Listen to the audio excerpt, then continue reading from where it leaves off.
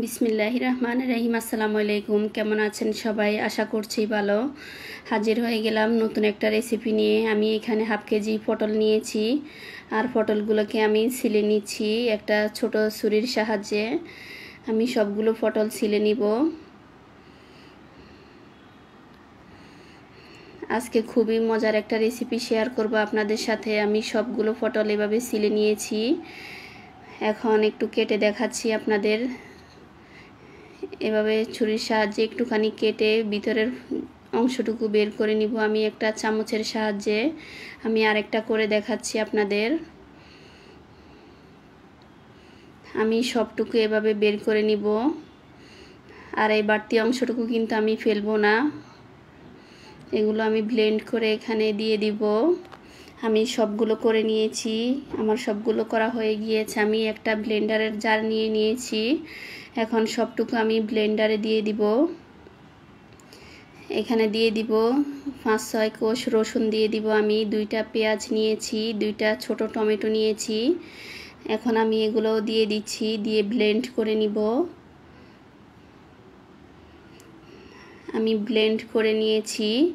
এখানে আমি 2 পিস মাছ নিয়েছি, লবণ হলুদ দিয়ে সিদ্ধ করে এখন কাটা ছাড়িয়ে নিব। চুলায় একটা ফ্রাই প্যানে কিছুটা তেল দিয়ে দিলাম। এখন পটলগুলো দিয়ে দিচ্ছি, আমি লবণ হলুদ মেখে রেখেছিলাম। এখন দিয়ে দিলাম, দিয়ে হালকা করে ভেজে নিব। আমি বেশি ভাজার দরকার নেই, আমি ভেজে নিচ্ছি, উল্টে পাল্টে নিয়েছি। এখন পটল ভাজার তেলটুকু যে ছিল ওটুকুতে আমি মশলাগুলো দিয়ে দিলাম। এখানে পটলের যে বিচিগুলো আমি ব্লেন্ড করেছি, টমেটো, পেঁয়াজ, রসুন সব কিছু আমি দিয়ে দিলাম। দিয়ে এখন মশলাগুলো দিয়ে দিয়েছি একে একে। দিয়েছি জিরা গুঁড়ো, হলুদ গুঁড়ো, লবণ, মরিচের গুঁড়ো দিয়ে আমি ভালো করে নেড়ে ছেড়ে কষিয়ে নিচ্ছি। এখানে পানি দেওয়ার দরকার নেই, এটা এমনিতেই শুকিয়ে নিব।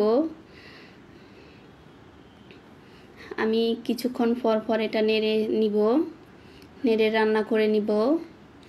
চুলাটা একটু কমিয়ে দিব, কমিয়ে আমি রান্নাটা করব, না হয় লেগে যেতে পারে। আমি রান্নাটা করে নিচ্ছি, আর এই রান্নাটা কিন্তু খুবই ভালো হয়েছে। পরিবারের সবাই কিন্তু খুবই পছন্দ করেছে। আপনারাও ট্রাই করে দেখতে পারেন, আশা করি সবার ভালো লাগবে।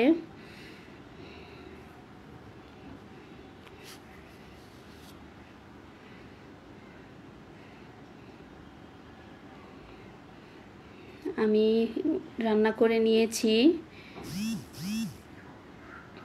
এখন নামিয়ে ফেলবো। নামিয়ে এখন আমি পটলের ভিতর এগুলো দিয়ে দিব, একে একে আমি সবগুলোতে দিয়ে দিচ্ছি।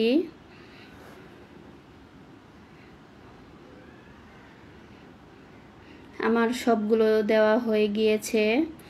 আমি এখন চুলায় একটা ফ্রাই প্যান বসিয়ে দিয়েছি একটা পেঁয়াজ কুচি, 1 কোষ রসুন কুচি করে দিয়ে দিব আমি এখানে। দিয়ে ভালো করে ভেজে নিব। দিচ্ছি লবণ, হলুদের গুঁড়ো, মরিচের গুঁড়ো দিয়ে ভালো করে নেড়ে ছেড়ে মিশিয়ে নিব। এখন সামান্য একটু পানি দিয়ে দিব, দিয়ে মশলাটা আবারও কষিয়ে নিব। এখন যে বাড়তি ফুলটুকু রয়ে গিয়েছে আমি সেটাও দিয়ে দিব। আমি দিয়ে দিয়েছি, দিয়ে ভালো করে নেড়ে ছেড়ে মশলার সাথে কষিয়ে নিয়েছি ভালো করে। এখন আমি পটলটুকু দিয়ে দিয়েছি, দিয়ে আলতো করে নেড়ে নিয়েছি। এখন সামান্য একটু পানি দিয়েছি, এখানে বেশি পানি দেওয়ার দরকার নেই। আমি এখন রান্নাটা করে নিব। আমার ভিডিওটি যদি আপনাদের ভালো লেগে থাকে তাহলে লাইক, কমেন্ট, শেয়ার করে অন্যকে দেখার সুযোগ করে দিবেন। দেখা হবে অন্য কোনো ভিডিওতে। সেই পর্যন্ত সবাই ভালো থাকবেন।